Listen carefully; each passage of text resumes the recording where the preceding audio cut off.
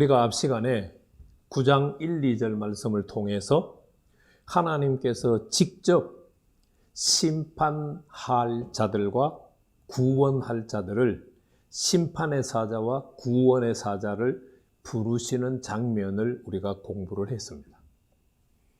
자, 이 시간에는 9장 3절에서 7절 말씀을 살펴보도록 하겠습니다.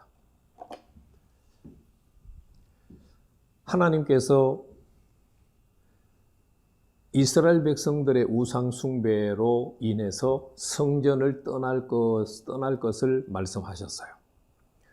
하나님이 성전을 떠난다는 것은 심판이 이루어진다는 것을 말해요.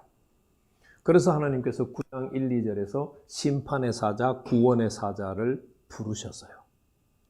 그러면 3절 말씀을 보면 심판의 사자에게 맡기는 역할과 구원의 사자에게 맡기는 역할의 내용을 이어가야 어떻게 보면 정상적이죠.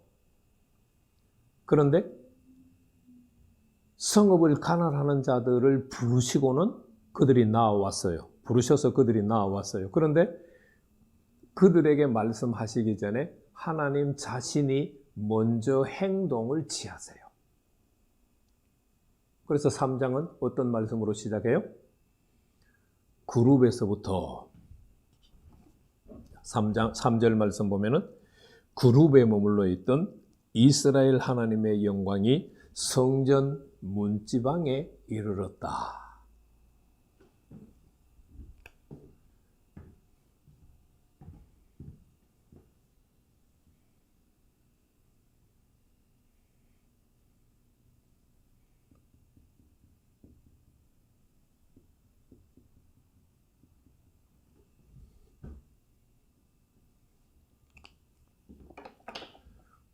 이 성소고 지성소예요. 지성소 안에는 법궤가 있어요. 법궤 위에 법궤를 덮는 덮궤가 있어요. 그 덮궤 위에 두 그룹 천사죠. 두 천사가 팔을 쫙 뻗고 날개와 날개를 맞닿고 있고 또 날개는 벽에까지 닿았어요. 하나님은 어디에 임재해 계세요? 법궤 위에 그룹들이 있는데 그 그룹들 가운데 하나님이 임재해 계세요. 그런데 3절 말씀을 보니까 그룹에 머물러 있던 이스라엘 하나님의 영광이 어디로 옮겼어요? 성전 문지방으로 옮겼어요. 성전 문지방으로.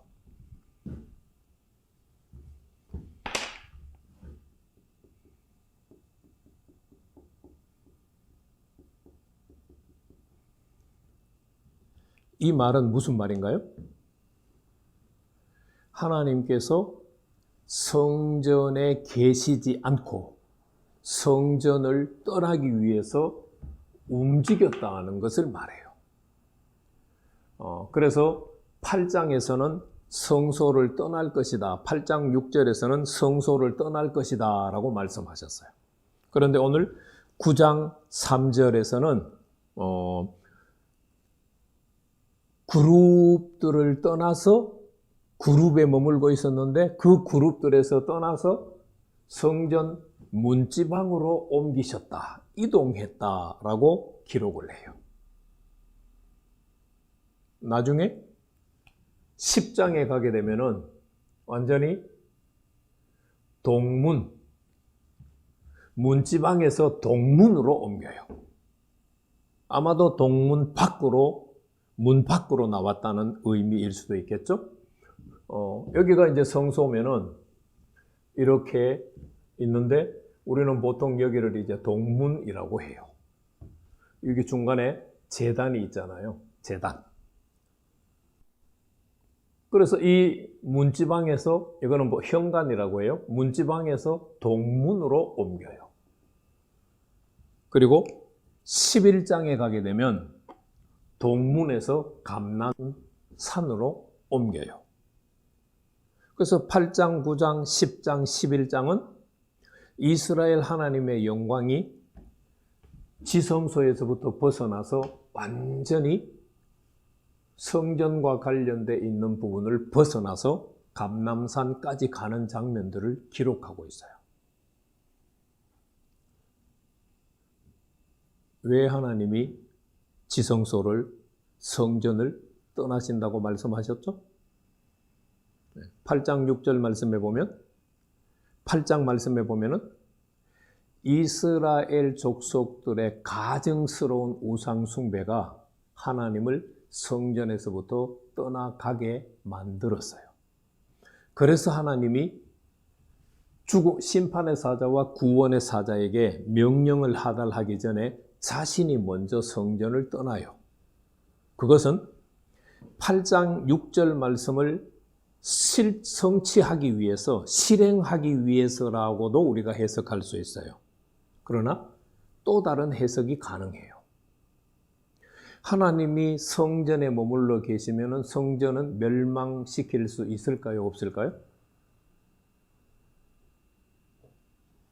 여러분, 사무엘상 3장 이하의 말씀을 보면 유다와 블레셋이 싸웁니다. 블레셋이 유다의 법궤를 빼앗아서 자기 나라로 가죠. 그래서 자신들이 섬기는 신인 다곤 신전에다가 법궤를 뒀어요. 그 다음날 와서 보니까 어떤 일이 벌어졌어요? 다곤 신의 목이 잘려나갔어요. 다리가 잘려나갔어요. 다곤 신상이 법궤 앞에 엎드려져 있어요. 블레셋 사람들이 놀라서 그것을 다른 지방으로 옮겼어요. 어떤 일이 일어났어요? 그 지방에 또 재앙이 일어났어요. 하나님의 법궤가 있는데 다른 블레셋의 신상이 목이 잘리고 팔다리가 잘리고 넘어져요. 여호와 하나님이 성전 안에 지성소에 계시면은 성전을 멸망시킬 자가 있을까요? 없을까요? 네. 이 세상에 어느 누구도 성전을 멸망시킬 수 없어요. 그런데 지금 하나님께서는 무슨 일을 하고 계세요? 예루살렘 성읍과 예루살렘 성전을 멸망시킬 계획을 선포하셨잖아요. 그래서 하나님이 스스로 지성소를, 성전을 떠나시는 거예요. 하나님이 이렇게 성전을 떠나시는 것은 예루살렘 성전이 망한다. 솔로몬이 지은 성전이죠. 성전이 망한다라는 것을 우리한테 보여주고 있어요.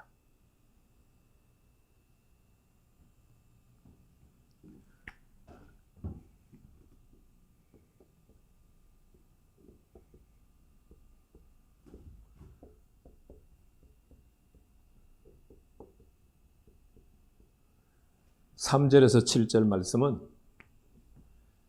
구원의 대상과 심판의 대상에 대해서 말씀을 하고 계세요. 그래서 3절 하반절 말씀에 하나님께서 가는 베옷을 입고 서기관들이 차는 먹그릇을 차고 있는 사자들에게 먼저 말씀하세요.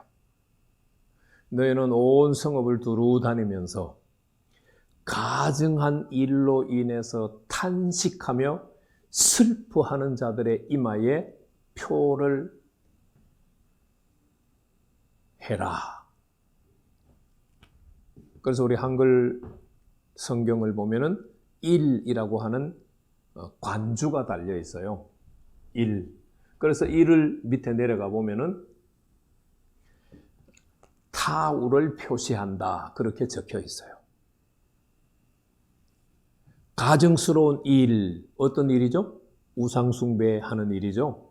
우상숭배하는 일을 보고 탄식하면서 슬퍼하는 자들이에요. 그들에게는 무슨 표시를 해라? 이마에 타우라고 하는 히브리어 철자의 마지막 글자예요. 타우를 표시해라. 라고 말씀하셨어요.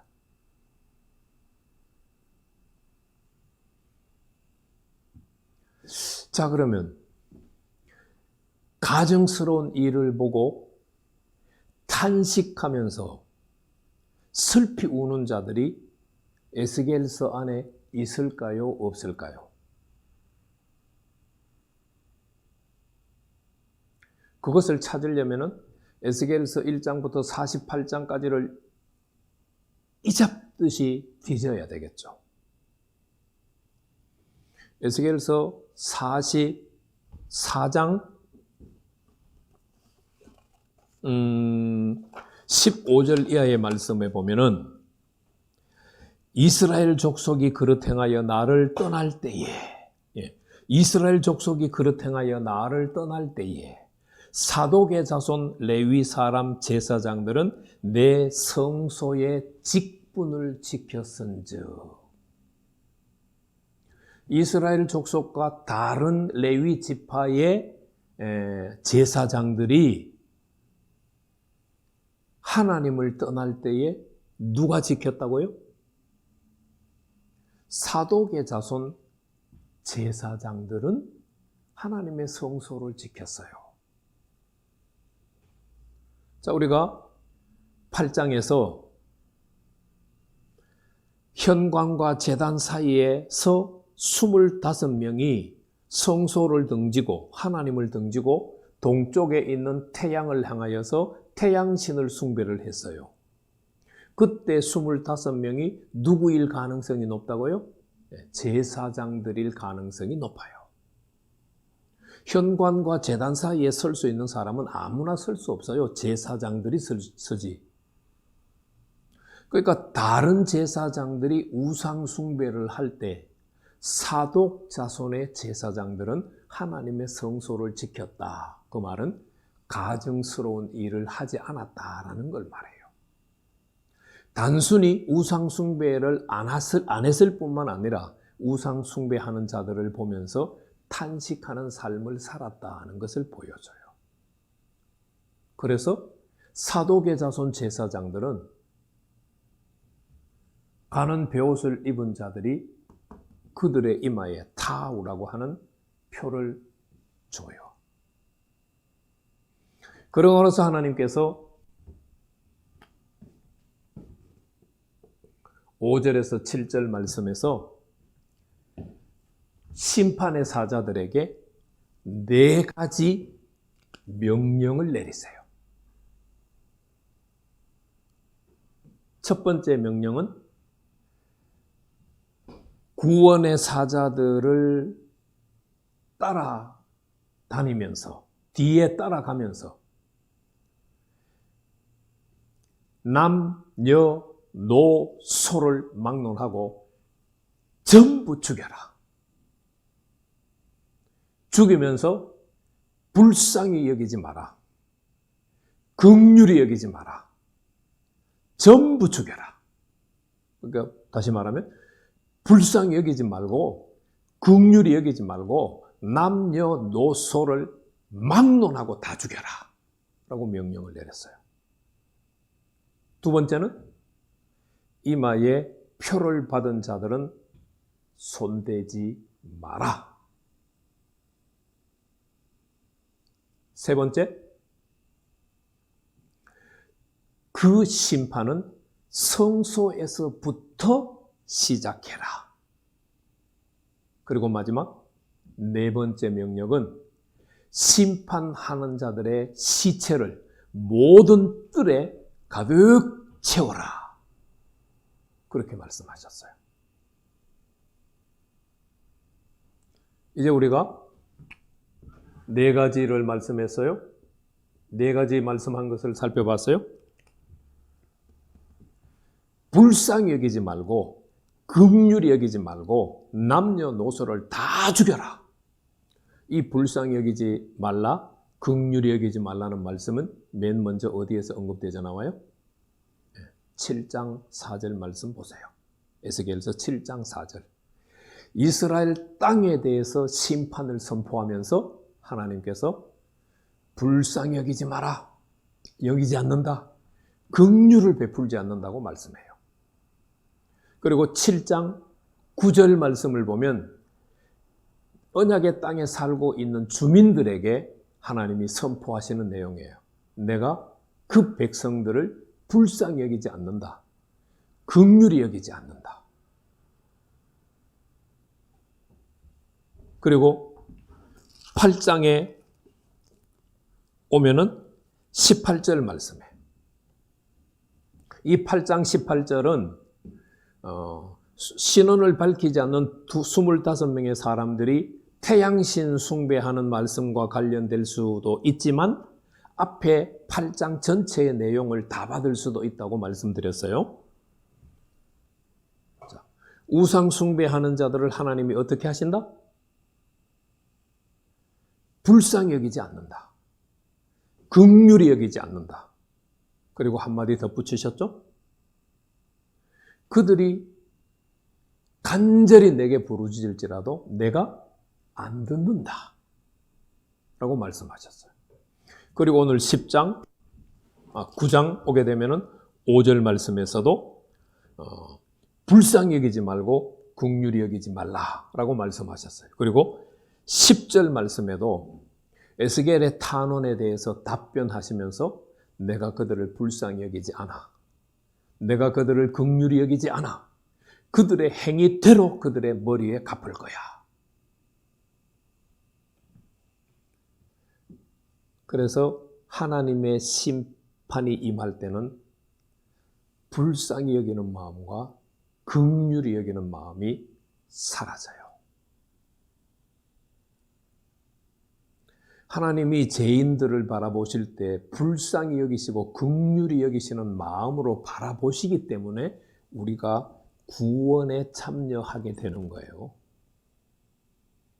그리고 하나님은 자신이 정해놓은 한계에 다다르기 전까지는 선지자를 통해서 권면도 하시고 책망도 하시고 위로도 하시고 격려도 하셔요. 뭐 하라고요? 회개하고 돌아오라고. 그러나 그 죄가 쌓여서 하나님이 정해놓은 임계 기준을 넘어서게 되면 하나님이 심판을 선포하세요.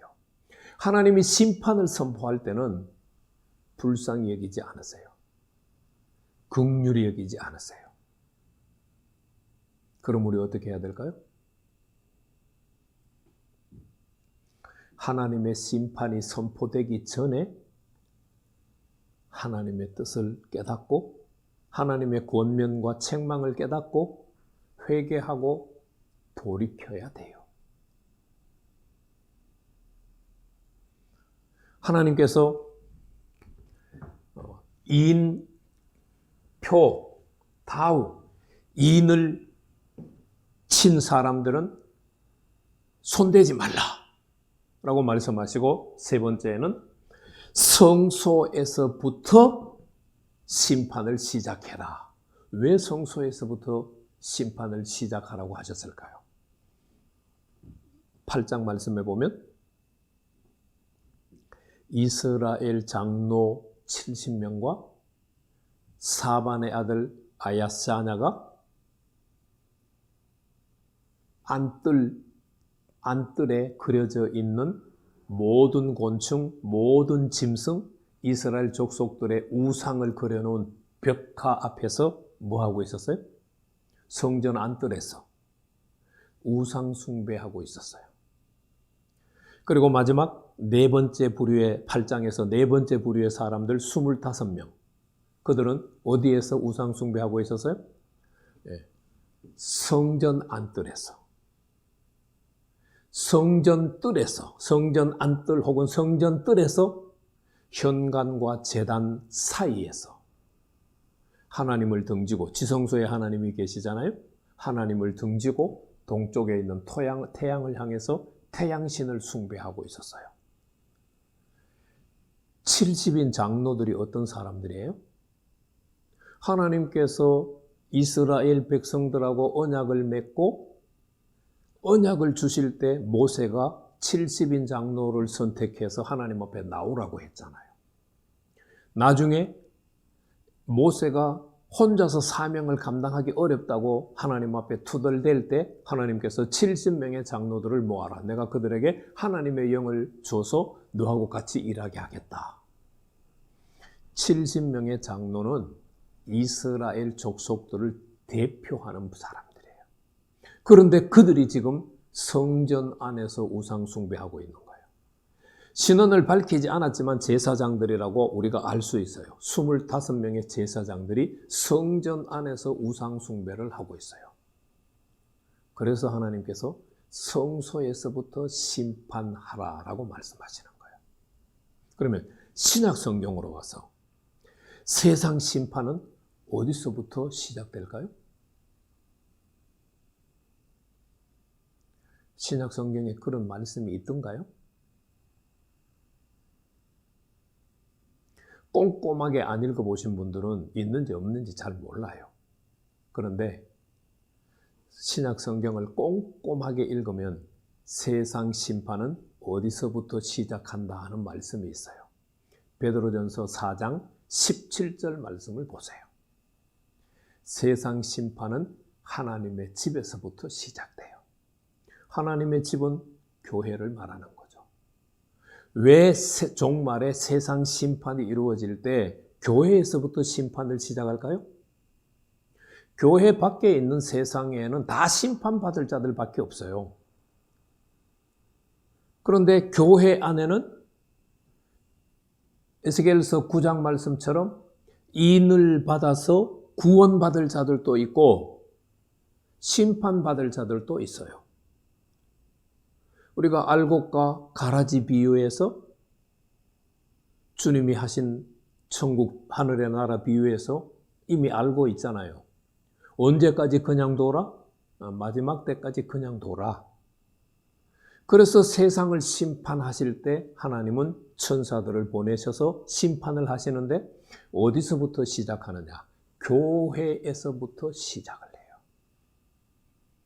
교회 안에 가짜들을 하나님께서 다 갈라내시는 거예요.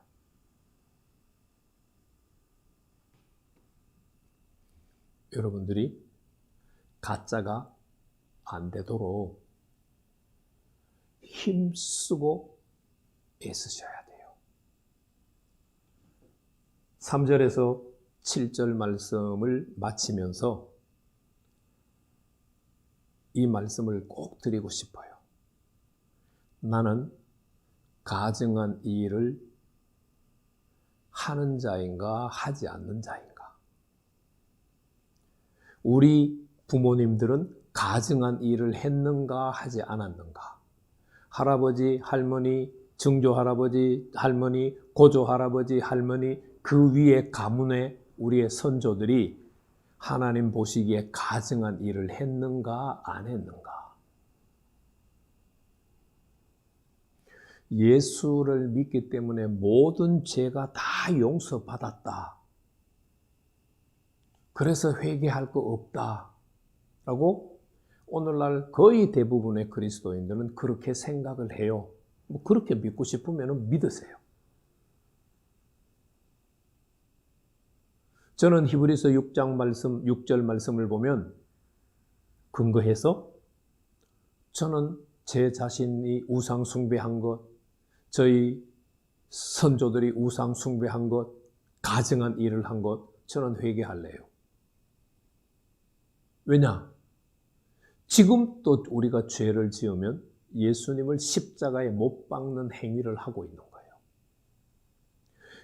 죄를 지어서 예수님을 십자가에 못 박는 행위를 하면서도 나 예수 믿는 자야? 죄 용서 받았어? 그렇게 말할 수 있어요? 참 불행하게도 오늘날 교회를 다니는 신자들은 다 그렇게 행동하고 있어요.